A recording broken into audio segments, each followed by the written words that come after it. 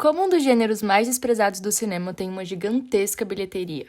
Oi, gente! E aí, galera? Hoje a gente vai falar sobre comédia romântica. Acho que vocês já adivinharam, né, por essa introdução. Mas como é que isso surgiu? Foi do nada? As pessoas só passaram por alguma decepção amorosa e acharam que talvez fazer uma comédia sobre isso seria legal? Ou talvez se eu tirar sarro das pessoas que pensam que o relacionamento é algo bom, eu vou fazer uma comédia com isso. Mentira, gente, não foi assim, tá? Tudo começou. Tudo começou lá no cinema mudo, nessa transição entre a era sonora e o mudo. E um dos maiores gêneros do cinema mudo que a gente tinha é a comédia. E a partir dessa era sonora, o curso todo mudou e com isso vai começar a entrar na comédia romântica. E foi importante porque isso consagrou muitas atrizes. Junto com isso, estavam acontecendo os primeiros avanços do feminismo, então as mulheres estavam conseguindo colocar suas vozes e lutar por seus direitos, e elas estavam começando a dar os primeiros passos. Também acabou sendo um tema e inspiração para a comédia na década de 30. Isso tudo que eu tô falando que tá acontecendo, aconteceu lá em 1930. A Guerra do Sexo se tornou a principal fonte de ideias para os roteiristas e diretores. Então, normalmente, eram sempre alguém perturbando o outro personagem. Normalmente, a mulher perturbando o personagem masculino. Um dos filmes, assim, que é mais conhecidos, assim, que ele é bem famosinho, e um dos primeiros filmes da comédia romântica é Levada da Breca, ou Bring Me Up, Baby, que foi lá de 1939. Um outro filme também, assim, que tem grande relevância é A Suprema Conquista, que eu não sei falar em inglês isso aqui. 20th Century. Como é que fala isso aqui, Mara? 20th Century. É isso, exato. Obrigada. De 1934. Um dos diretores, artistas, assim, que ele, além de diretor, ele também escreveu muita coisa, assim, que tem um grande nome na comédia romântica, é o Howard Hanks. Ele dirigiu 40 filmes em 43 anos. E a coisa mais legal desse cara é que ele conseguiu dirigir, tipo, mano, uns filmes completamente diferentes. Ele dirigiu e escreveu filmes daqueles de cowboy, ele escreveu de filme de máfia, e ele escreveu também comédia romântica. Então, tipo, é muito louco isso, véi. Cara, ele conseguiu unir diferentes linguagens pra fazer, tipo, filmes que são muito bons e que tem grande nome, sabe? E nos filmes dele, as mulheres são frequentemente duronas e os homens são humilhados por elas durante o filme. E os diálogos das brigas que tem durante o filme são basicamente ou quase os mesmos diálogos em todos os filmes. As mesmas brigas e os mesmos diálogos são quase iguais em todos os filmes que ele faz de comédia romântica. E aí, o que ele faz? Ele pega os filmes em um universo paralelo, onde as pessoas são psicologicamente reais. Então, tipo, as pessoas entendem e as pessoas que estão assistindo conseguem se identificar naquele personagem, mas é um mundo paralelo porque é tudo perfeito. Ele também é conhecido pela a velha raposa cinzenta, porque muitos teóricos dizem que esse artista, né, deu branco no nome do menino, o Howard Hanks, ele não acrescentou nenhuma coisa diferente pro cinema, não inovou. Alguns discordam. Em Levada da Breca, um dos filmes dele, ele colocou a mulher no papel dominante e todos os diálogos, tipo, das brigas entre o homem e a mulher, tipo, se sobrepunham, tipo, eles se cortavam, e isso ampliou o realismo da atuação no cinema, e as pessoas acabaram, tipo, pegando e aderindo a Malto. E isso ampliou o realismo da atuação dessa briga dentro do cinema. E aí as pessoas gostaram tanto que começaram a aderir, e a partir dali essas atuações tiveram grande referência nessa da Levada da Breca. Uma outra coisa importante de se falar também é que nessa época existia uma grande força política, religiosa e corporativa, o que não deixava muito à mostra essa coisa do sensual, porque era proibido. Então, era difícil terem filmes mais sensuais, tipo, com amante, essas coisas, porque naquela época era proibido. E eu acho que isso também acaba chegando nos dias de hoje, né? Porque muitos filmes de comédia romântica fazem referência a contos de fadas e certamente a algumas coisas infantis, assim, como O Final Perfeito, né? O Felizes para Sempre. Então, isso pode ter vindo daí também. E também uma outra coisa que eu esqueci de mencionar. Antes da década de 30, né? Ali na década de 20, final da década de 20, estava acontecendo lá nos Estados Unidos a Grande Depressão, né? E aí as pessoas também queriam alguma coisa que pudesse, tipo, tirar eles daquela realidade e não lembrar do que tá acontecendo. Então, diálogos com piadas inteligentes ou uma comédia mais ligeira tirava as pessoas e mascarava aquelas sequelas que a Grande Depressão de 1929 estava deixando nas pessoas. Arte salva. Arte salva.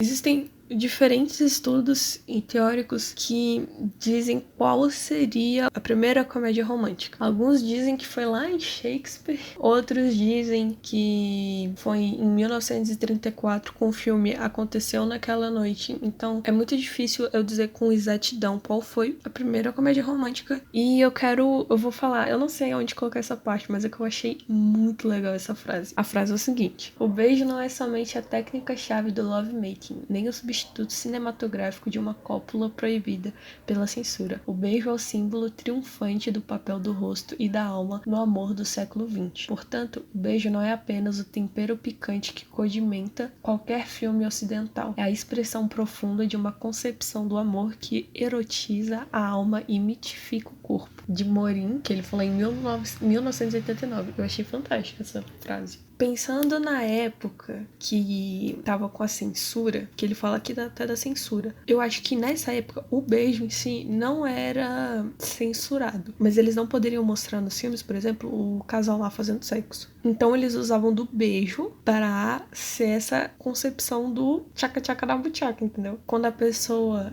mesmo que inconscientemente, o telespectador inconscientemente ou conscientemente sabe que existe alguma coisa ali a mais, sabe? Tipo, existe um erotismo por trás daquele beijo também, sabe? Deu já uma boa contextualizada aí no que a gente queria. Então, só pra vocês saberem, comédia romântica surgiu da comédia lá do cinema mudo. Bom, agora que a Gi já contextualizou vocês, né? Eu vou falar que comédia romântica é um dos gêneros que mais me intrigam, porque eu gosto de assistir, não vou mentir, eu gostava, pelo menos, hoje em dia me estressa, mas eu gostava de assistir, e ao mesmo tempo eu reconheço e concordo todas as críticas, e é interessante que essa dualidade não é uma coisa particular minha, né? É do mundo todo, cara, seja você acadêmico, crítico, público, a própria indústria, enfim, todo mundo fala que são filmes de baixa qualidade, né? É um gênero muito criticado por todos. E, ao mesmo tempo, é um dos gêneros que mais vende. As bilheterias das comédias românticas são muito boas. E, além de dar destaque, como a gente falou, né? Que consagra atrizes e atores, dá destaque a vários que a gente conhece e ama, como a Gina Rodrigues, que, meu Deus, eu amo essa atriz. Yara Shahid, eu não sei se fala assim, Yara Shahid, Julia Roberts, Christina Milian, Jennifer Aniston, Sanam Latam, Cameron Diaz e várias outras. Então, é um gênero que mexe muito com o nosso imaginário, né? Ele nos aproxima dessas figuras e há uma fórmula básica para esses filmes, para os filmes tradicionais desse gênero, pelo menos. E eu vou usar um filme clássico, acho que todo mundo assistiu, para exemplificar cada etapa para vocês, que é como se fosse a primeira vez. Bom, a primeira etapa... que eu nunca assisti esse filme.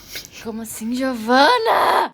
Enfim, se você não viu, você vai receber spoiler, porque me permitiram dar spoiler de filmes que foram lançados há mais de 10 anos. Então,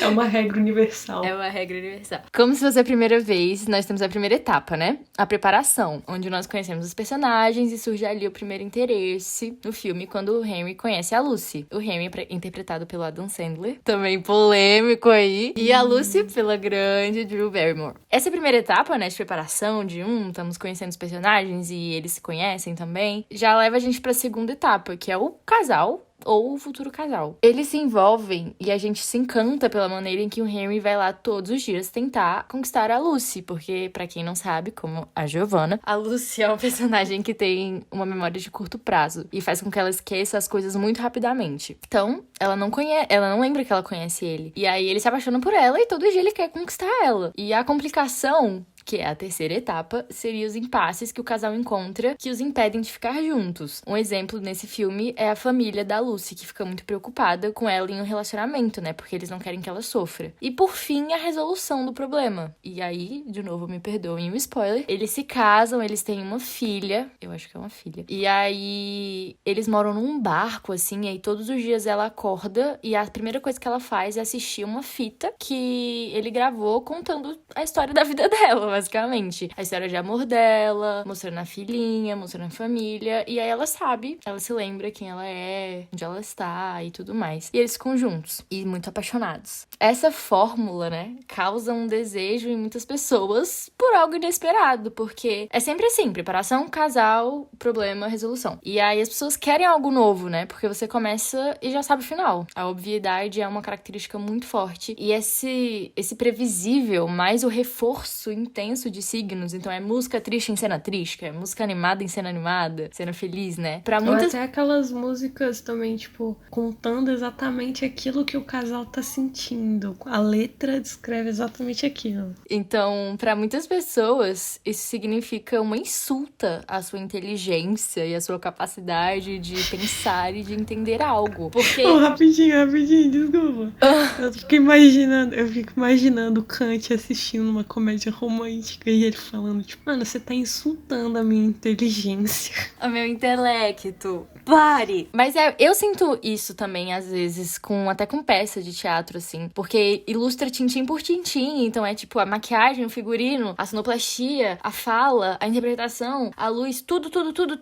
Falando a mesma informação. Às vezes isso funciona, mas às vezes você fica muito, mano... Bom, causa esse estranhamento, essa revolta, né? Mas pra não falar que não existem comédias românticas que fogem disso, a gente vai postar uma lista de filmes que surpreenderam nesse gênero lá no nosso Instagram, @câmera.subjetiva. Então fica ligado lá, que vai sair por aí. Esse é exatamente o ponto onde eu quero chegar. Rodei pra falar isso aqui.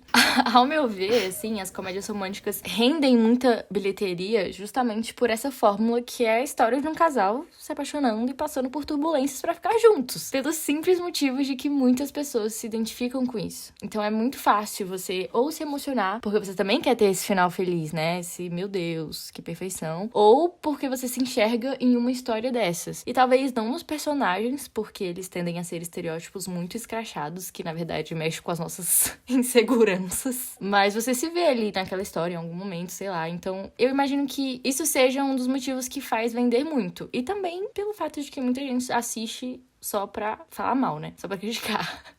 Também tem as pessoas que se assistem pra iludir também, né? Eu acho que isso é uma parte, assim, falando zoando, mas, tipo, falando também real. Eu acho que a comédia romântica, às vezes, cria uma ilusão nas pessoas que dá até medo, assim. E é o poder do cinema, né? Eu vou falar disso já. A gente também tem que considerar que muita gente consome cinema por puro entretenimento. E quer chegar, comer pipoca, assistir e sair leve. E eu também acho que a bilheteria cresce muito por conta disso. Eu, particularmente, sempre busco algo a mais também. Pra mim, só entretenimento... Eu não consigo, na verdade. É maior que eu, assim. Sentar e ficar...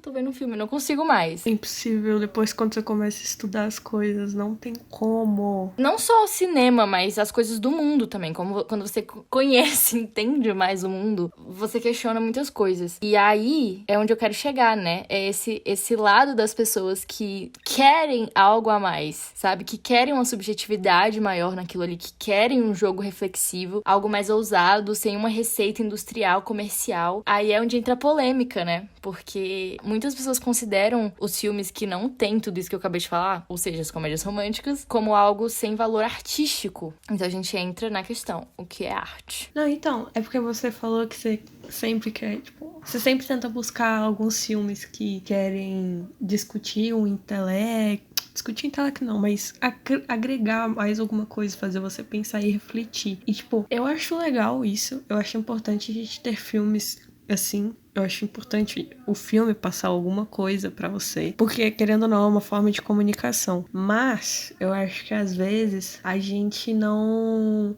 talvez esteja com uma cabeça pra assistir uma coisa super intelectual. Talvez você só quer chegar e assistir uma comédia romântica, sabe? Pra não ter que pensar. Por isso que quando as pessoas me perguntam assim, sempre tem essa pergunta, Mayara, você vai me entender. Quando você faz cinema, gente, sempre tem essa pergunta. Não, mas qual é seu filme favorito?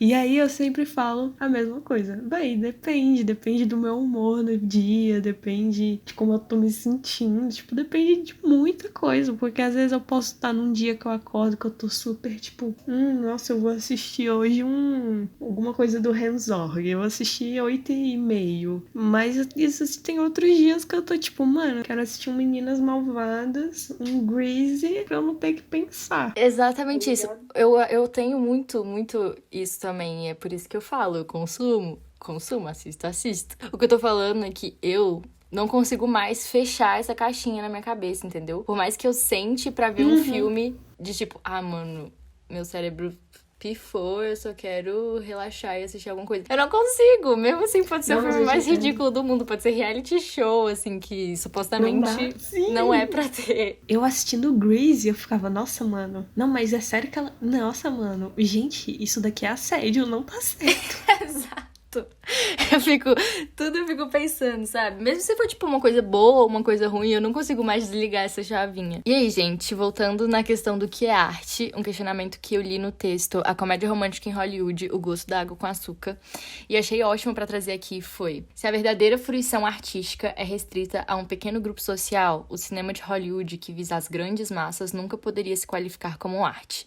Um cinema que não necessariamente é feito pra estimular o pensamento, devem ser facilmente digeridos para evitar distanciamento e alcançar o maior número de pessoas possível. E aí eu quero jogar uma reflexão na roda. Como que a grande maioria das pessoas reclamam disso, mas mesmo assim Hollywood é gigante? Mano, olha, a minha opinião é...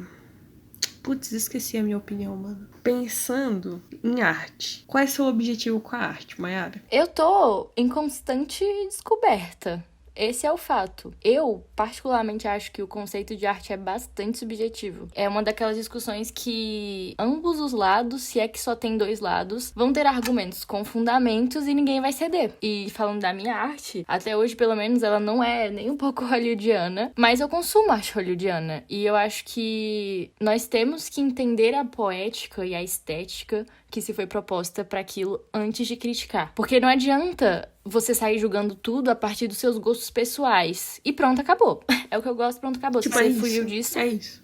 Acabou. Porque eu tô impondo um jeito de se fazer arte e eu não concordo com isso. É porque, tipo, eu começo da ideia de que a arte, ela é feita para comunicar. Tipo, é uma mensagem. Pode ser uma mensagem lá de não sei quantos tempos antes de Cristo, numa estátua, refletindo e passando uma mensagem daquela época. Então, a comunicação, eu acho muito difícil você fazer um filme ou assistir um filme que o cinema tá dentro da arte, né? Isso tá dentro da arte, apesar de nas faculdades o cinema não tá dentro do departamento de arte, ele na verdade tá no de comunicação, mas o cinema é um tipo de arte, a sétima arte, né, que falam. É muito difícil você assistir um filme e sair completamente igual quando você começou, por mais que seja uma experiência, né? É uma experiência. E a experiência, ela te afeta. Então é muito difícil você não sentir nada. Tipo, não, tanto que não existe esse sentimento. Sinto nada. Um sentimento neutro. Mas aí cai nessa ideia de que neutralidade é a depressão. Então é muito cabuloso. Então, por mais que, por exemplo, eu e a Mayara, a gente assistiu filmes que a gente ficou criticando. Nossa, isso, aquilo. Aquilo te passou uma experiência. Aquilo te passou uma mensagem. Então, a minha opinião é que sim, é uma arte. Comédia romântica é uma arte. Porque ela tem, igual a Mayara falou, ela tem uma estética, ela tem um gênero, um gênero mais superficial, entre aspas, sim, com um visual mais simples, com planos de filmagem bem tradicionais e sem inovação, com tempo narrativo, sempre cronológico, e esse tipo de coisa, junto, né, desse humor pra deixar a coisa mais leve, mas eu acredito que seja um tipo de arte, porque ela, querendo ou não, te passa uma experiência, tá ligado? Você sai diferente. Você nunca vai sair exatamente como você entrou, né? Já dizia o... Putz, esqueci o nome desse filósofo. Você nunca entra no rio duas vezes. Às vezes a gente não se abre, né, pras experiências. Tipo, a gente fica fechado, ou a gente subestima e acha que realmente não mudou nada. Mas o nosso corpo é atingido e atinge constantemente por vários estímulos visuais, sonoros. Você pode não entender o que aquilo tá te causando, mas alguma coisa tá causando. Mesmo que seja, meu Deus, quero sair daqui. Não quero mais ver esse filme. Outra coisa que eu achei muito legal que ela fala nessa tese é que, tipo assim, a galera fica, ai, mas a comédia romântica é a mesma coisa do início ao fim, é tudo muito, igual você falou, né? É tudo muito já... Você já sabe o que vai acontecer. Mas, mano, se você for parar pra pensar, todo filme de herói também é a mesma coisa. É a mesma coisa, você sabe exatamente o que vai acontecer. Você não pode saber conscientemente, mas inconscientemente você sabe que tá rolando uma jornada do herói ali, o personagem lá no mundo dele, o chamado dele pra aventura, a recusa do chamado, então assim... A estética do terror também tem a sua fórmula, sabe? Tudo uai. tem. São fórmulas e isso não desqualifica um gênero. É aí onde eu reforço. Você pode criticar, você tem todo o direito do mundo de criticar. Você tem o seu livre-arbítrio e direito à sua opinião, óbvio. Mas eu proponho sempre isso e eu tento fazer isso, sabe? Entender a estética e a poética e a proposta e depois criticar dentro disso. E não a partir do seu gosto pessoal. E aí, Mayara, eu quero saber, você acha que é arte? Você não acha que é arte? Eu acho que é arte. Eu acho que é arte. Se eu fosse escolher um lado nessa discussão, eu acho que eu estaria mais do lado das pessoas que buscam uma reflexão nos filmes, mas é o que eu falei, eu não deixo de assistir, eu não repudio todo esse movimento, sabe? Por conta disso, de ser arte ou não. Agora, eu repudio por outros motivos. Não. Tem umas coisas que a gente dá. É porque, mano, eu só quero finalizar com um negócio assim, tipo... Mano, eu não acredito que esses caras, cabeções, eles só leem coisa, cabeça. Porque não dá, velho. A sua mente não aguenta, a sua mente esgota. Você precisa assistir um besterol pra relaxar, tá ligado? Porque não dá, tipo, mano... Aposto que a Malala assiste umas vídeos cacetada do Faustão. Certeza, mano. Adoro uma comédia romântica. Certeza, uai. Porque, caraca, deve ser muito cansativo ter que lutar pelo mundo o dia inteiro. Mas aí é onde mora o problema, né? O que que... É aí onde mora o problema, eu acho. Calma aí, que eu fiquei até um pouco nervosa. Uma coisa que eu concordo 100%...